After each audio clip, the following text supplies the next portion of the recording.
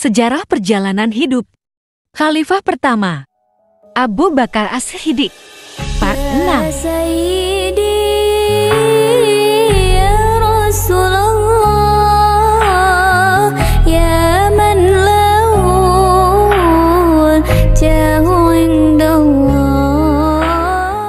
Setelah Rasulullah wafat dan Abu Bakar menjadi khalifah pertama, banyak orang yang berpaling dari agama Islam. Ini adalah masalah yang sangat besar yang dihadapi oleh Abu Bakar. Kebanyakan mereka adalah orang-orang yang belum terbiasa dengan Islam. Islam atau baru sedikit ilmu agama yang didapatnya, apalagi mereka telah lama menyembah berhala, kebiasaan jahiliyah tersebut sudah mengakar di hati mereka. Sehingga agama Islam yang baru dipeluk belum 100% mereka yakini, ditinggalkan begitu saja. Selain daripada itu, ada pula mereka yang tidak bersungguh-sungguh masuk Islam, serta banyak kaum munafik dan musuh yang memprovokasi untuk memulai pemurtadan. Mereka menyebarkan kebohongan di antara kaum muslimin yang masih awam. Sementara itu, musuh-musuh Islam mulai bergerak. Persia yang beragama Majusi dan Romawi yang beragama Nasrani mulai mengacaukan suasana. Akhirnya timbul ketakutan dan kekhawatiran pada pihak muslimin.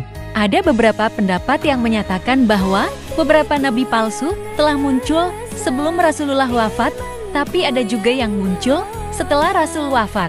Nabi-nabi palsu tersebut diantaranya Aswad al-Ansi dari Yaman, Musailamah al-Kadzab dari Yamamah, Sajjah dari Bani Tamim, Tulaiha dari Bani Asad, dan yang lain.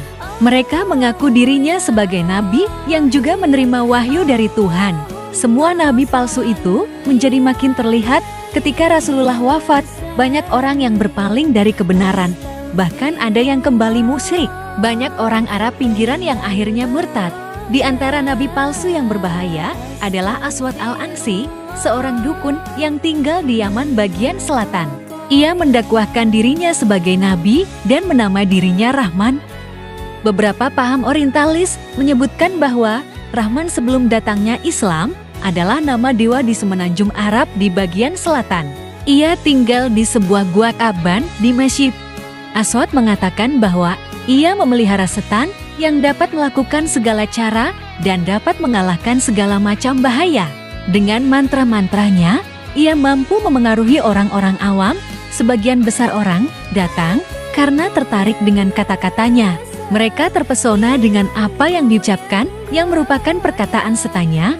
Aswad memimpin kelompok bersenjata dan kerusuhan. Kemudian, ia pergi menuju Najran bersama pasukannya dan berhasil menyingkirkan wakil muslimin di wilayah itu, Khalid bin Sa'id dan Amr bin Hazm. Atas kemenangannya penduduk Najran berbelok mengikuti Aswad. Mereka terpengaruh oleh kata-kata manisnya. Setelah mendapat anggota baru, mereka pergi menuju ke sana dan bertemu dengan Syarah bin Bazan. Ia adalah orang yang diberi tanggung jawab oleh Rasulullah untuk wilayah San'a. Setelah bertemu dengan Aswad, ia dibunuh dan pasukannya dikalahkan. Karena begitu besar pasukan Aswad, akhirnya umat muslim di wilayah tersebut terpaksa harus melarikan diri ke Madinah. Madinah yang dipimpin oleh Mu'az bin Jabal mengikuti Khalid bin Sa'id dan Al bin Azm yang berhasil disingkirkan lebih dulu oleh Aswad. Atas kemenangan itu, Aswad berhasil menjadi Raja Yaman. Orang-orang dari berbagai wilayah, baik pedalaman maupun kota, tunduk kepadanya. Orang-orang tersebut datang dari Sahara Hadramaut, Rais, Bahrain, Asa sampai ke Aden. Berita tentang sepak terjang Aswad akhirnya sampai kepada Rasulullah di Madinah. Namun, banyak sekali masalah yang dihadapi umat Islam saat itu yang harus diselesaikan. Apalagi Rasulullah sedang mempersiapkan pasukan Usamah bin Zaid untuk melawan Romawi serta akan mengadakan perlawanan ke Mut'ah, bekas wilayah kekuasaan Romawi juga. Rasulullah memutuskan untuk mengirim pasukan Usamah terlebih dahulu, sehingga beliau mengirim sepucuk surat kepada pemuka-pemuka muslim yang masih ada di Yaman melalui Wabar bin Yohanes. Nabi Muhammad meminta pemuka-pemuka umat Islam di sana bekerja sama untuk menumpas Aswad. Sementara itu, Aswad semakin bangga dengan kemenangan demi kemenangan yang diraihnya dan merasa sedang berada di titik puncak kegemilangan. Aswad menyusun segala cara untuk menyatukan kekuatan dengan mengangkat pemimpin-pemimpin di setiap wilayah yang dikuasainya, sehingga kekuatannya semakin besar dan kedudukannya semakin kuat atas dukungan orang-orang terkemuka. Dari pesisir Yaman hingga ke Aden, daerah-daerah pegunungan dan lembah-lembah di sana sampai ke Taif, semuanya tunduk pada Aswad. Pasukannya menjadi lebih kuat karena Aswad mengangkat Qais bin Abdu Yaquz sebagai panglima, sedangkan menterinya adalah Fairuz dan Dazweh, keduanya orang Persia. Lalu Aswad menikah dengan Azad. Ia adalah sepupu Fairuz, mantan istri Syahr bin Basan, penguasa Yaman yang digulingkannya. Semakin lama Aswad, semakin sombong atas kekuasaannya. Ia merasa separuh bumi sudah tunduk kepadanya. Seperti yang pernah ia katakan bahwa separuh bumi untuknya dan separuhnya lagi untuk orang Quraisy. Setelah merasa kuat, Aswad mulai meremehkan para pendukungnya seperti Qais, Fairuz, dan Dazweh yang sebelumnya telah mengabdi dengan sepenuh hati. Aswad mulai menaruh curiga kepada orang-orang di sekitarnya, terutama panglima perang dan kedua menterinya yang dianggap berencana merebut kekuasaannya. Suatu hari ia memanggil Qais bin Abdu Yaquz. Ia berkata kepadanya bahwa setan telah membisikkan jika Aswad memberikan kepercayaan dan kemurahan hati kepadanya, serta terlalu akrab dengannya. Suatu saat, apabila Qais telah menjadi kuat, justru akan menjadi lawannya yang dapat menjatuhkannya dengan berbagai cara. Mendengar perkataan yang sangat menuduh tersebut, Qais langsung membantah. Aswad menjadi marah karena merasa perkataan dari setannya dianggap kebohongan. Karena ulah Aswad tersebut, mereka pun menjadi kesal dan mulai meragukan Aswad. Begitu juga dengan istrinya yang mengetahui pembunuh suaminya dulu adalah Aswad. Mereka pun akhirnya benar-benar bersekongkol untuk menjatuhkan Aswad. Akhirnya terjadi kekacauan di istana Aswad. Berita tersebut sampai kepada kaum muslimin yang ada di Yaman, di mana mereka teringat kembali dengan surat yang dikirim oleh Nabi.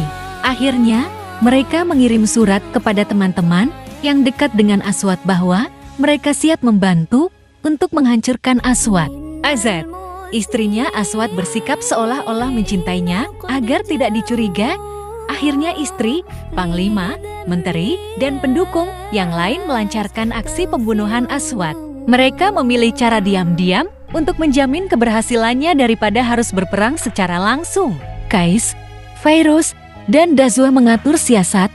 Azad menunjukkan kamar Aswad serta kondisi sekitar istana Aswad.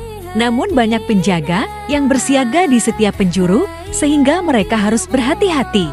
Saat malam tiba, mereka membuat lubang di belakang kamar Aswad dan masuk lewat lubang tersebut. Rencana berhasil dengan sempurna. Aswad akhirnya terbunuh dan mereka juga dapat meloloskan diri melalui lubang tempat mereka masuk sebelumnya. Sempat terjadi kekacauan di kalangan pengikutnya setelah mengetahui terbunuhnya Aswad al-Ansi. Namun keadaan berhasil kembali normal setelah ditangani oleh Fairuz, Qais, dan Dazweh. Negeri itu kembali seperti kehidupan yang semula.